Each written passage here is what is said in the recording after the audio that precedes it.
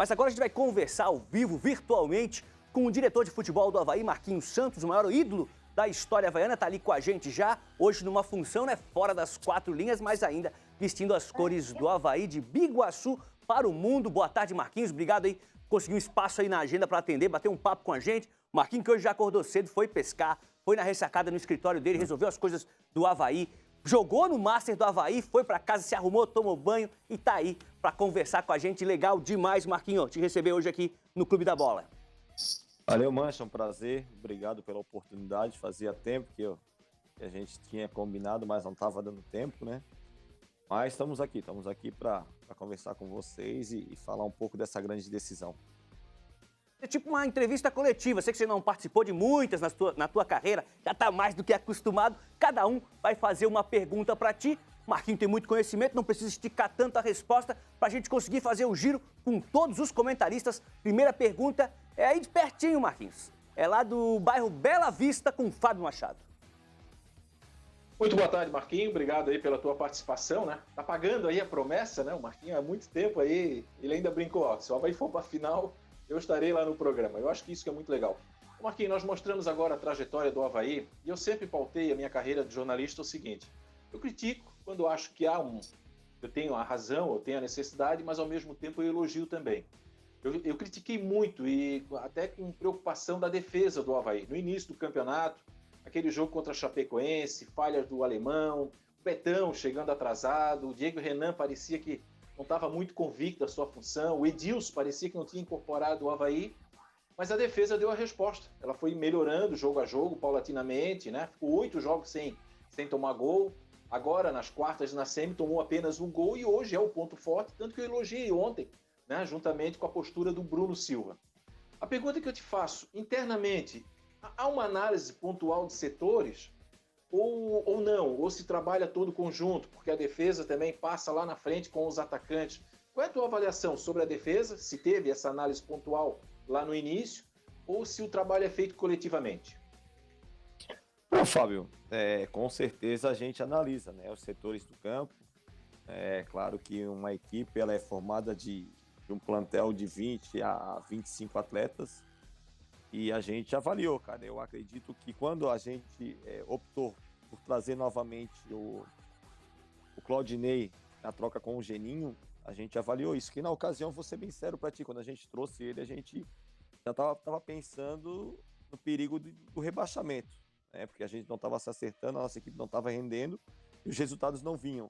E a gente estava mais próximo da área do Z4 do que do G4. E o Claudinei, como todo mundo sabe, ele tem um dos seus pontos fortes é a defesa, o pessoal ali de trás, os 5 jogadores defensivos. Então, com esse intuito, a gente trouxe ele e, consequentemente, deu resultado. A gente brigou até a última rodada para subir a Série A. A oportunidade pequena, mas a gente lutou até o final. E a gente avalia direto. A gente conversou esses 10, 12 dias que a gente teve aí para treinar em cima do pessoal da frente agora, né? Para ter um pouco mais de desenvoltura, o pessoal jogar mais solto. Na verdade, como a gente fala, bagunçar, porque sem a bola tu organiza. Com a bola, com a qualidade que a gente tem que bagunçar, porque senão fica muito estático e aí a gente não faz mal para ninguém. Ainda temos que melhorar muito, a gente vem trabalhando, mas acredito que essa chegada na decisão dá mais confiança, dá mais ambição para todo mundo poder evoluir um pouco mais. Legal, Marquinho, de craque para craque, a gente sai do M10 e vai para o B10. Badá, a pergunta é contigo, direto de Chapecó.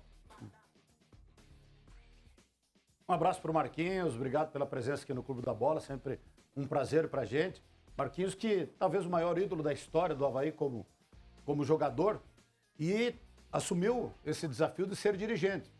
E aí, Marquinhos, quem trabalha no futebol sabe que tem que conviver com os elogios e com as críticas. Eu já observei assim à distância, em alguns momentos, muitas críticas em relação ao trabalho do Departamento de Futebol do Avaí, de montagem de elenco. Lá atrás, muitas críticas de que o Avaí montou um elenco de veteranos, enfim, algumas cobranças nesse sentido, e cobranças fortes, inclusive direcionadas a você. Como é que é para o ídolo conviver com esse tipo de cobrança, principalmente de parte da imprensa de Florianópolis e até mesmo dos torcedores do Avaí? Badá, um prazer estar falando contigo. A cobrança, ela na nossa profissão, tanto como jogador como dirigente, ela sempre vai existir, né? Mas a gente tem que ter consciência, tranquilidade. Eu estou muito tranquilo perante a isso, até porque tudo que eu faço pro Avaí é pelo bem do clube. Eu não penso no bem do Marquinhos, e o bem maior é o clube. É claro que as críticas ela acontecem porque foi quando a gente começou a montar o time, que foi no final de 2019 já, as contratações, queira ou não queira, mexeram no cenário estadual, né? Jogadores que a gente não imaginaria que poderia trazer e que a gente conseguiu trazer. E é claro que foi criando uma expectativa muito grande, e no Catarinense não deu certo, sai na primeira fase da Copa do Brasil, consequentemente um time que era para brigar pelo título da Série B, por mais que tenha brigado até a última rodada para o acesso, já tinha que ter subido. O nosso investimento foi para isso, o nosso trabalho foi para isso. Temos muitas lesões, é claro que tem alguns jogadores que a gente trouxe com risco de lesões, por exemplo, o Rildo. O Rildo a gente sabia que tinha esse risco de lesão, mas a gente também não sabia que ia ter o Rômulo machucado, o Getúlio machucado, o Renato quando chegou machucou, jogadores que ao longo da carreira no Avaí não machucavam. O Rômulo teve até um câncer, ninguém sabe, ele teve um câncer, então ele voltou só no final, e com isso o Rildo teve que jogar partidas sequências. É claro que a gente errou, a gente teve algumas contratações que eu não faria hoje, porque isso aí a gente viu que não deu resultado. Então isso aí não quer dizer que aqui o nosso trabalho não presta, não, a gente reconhece o erro, não faria de novo, a gente tem que sim aprender com os erros. E é como eu te falo, eu peguei também uma situação onde a maioria dos jogadores que estão aqui, ou quase todos, eu joguei ou contra ou a favor.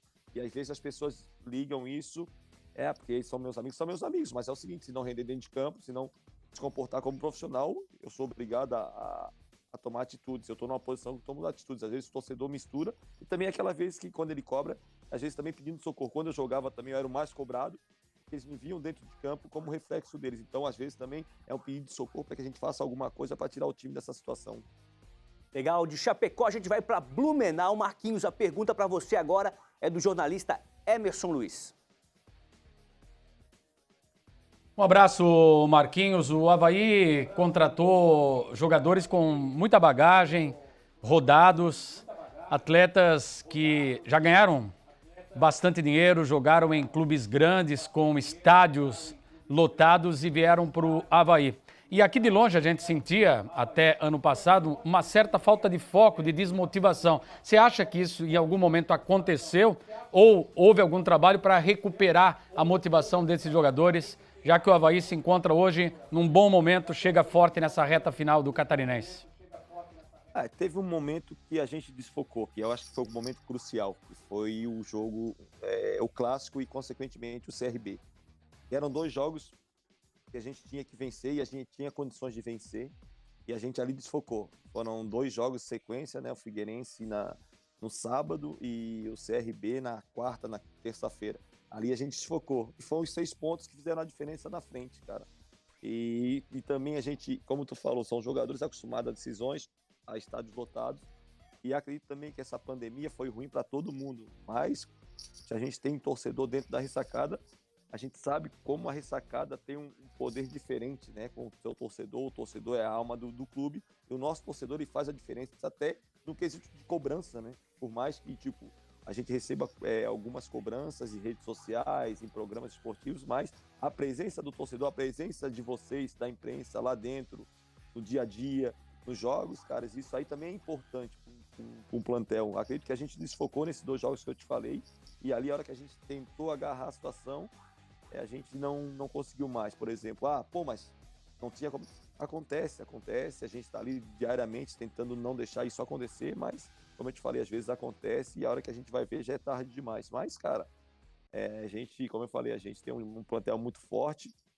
Hoje é enaltecido a defesa, porque está fazendo um bom papel, um bom trabalho, por mais que seja uma defesa com 30, 35, 36 anos, né?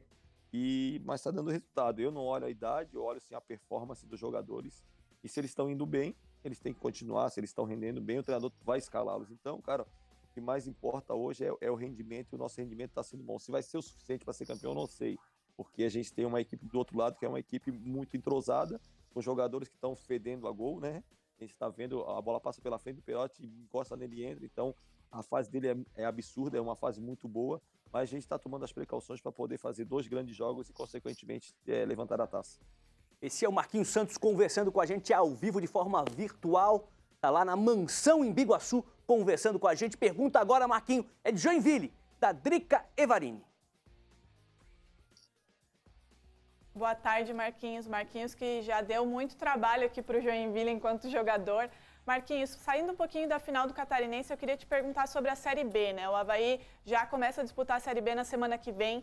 O Avaí cresceu no momento certo no Catarinense, chega muito forte para essa final contra a Chapecoense. E você falou aí que tem um plantel, um elenco muito forte, né? E fechado. Qual que é o planejamento da diretoria de futebol para essa Série B, que vai ser muito difícil? A gente sabe que tem times, né, muito fortes nessa Série B. Qual que é o planejamento do Avaí para a Série B?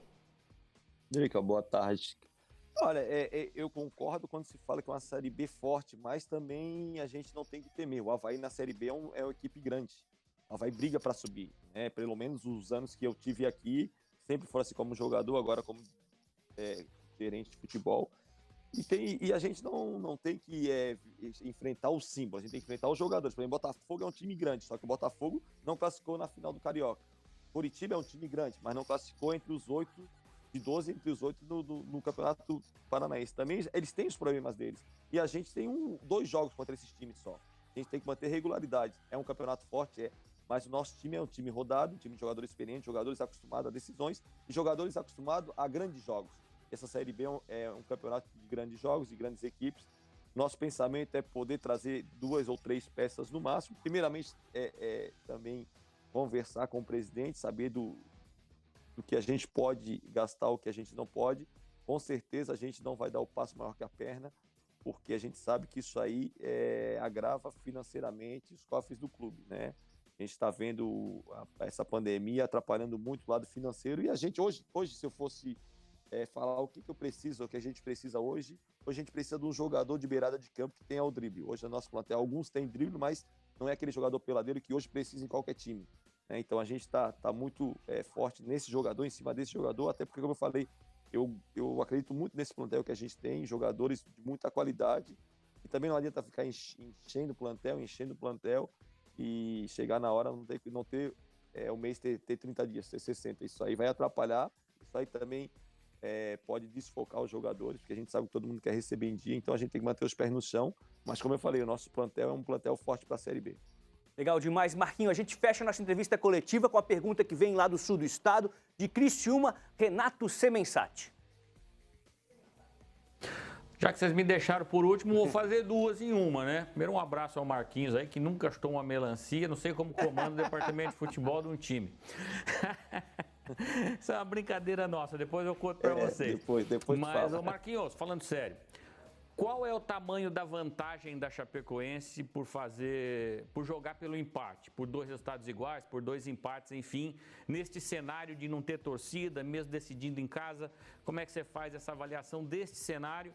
E a leitura que eu fiz da Chapecoense dos últimos 6 jogos que vi, Marquinhos, é que a Chapecoense sofreu uma queda após a mudança no comando técnico. Não que o Mozart seja bom ou ruim, mas ele tem um modo de trabalhar, o outro treinador tinha outro, parece que o time sentiu um pouco.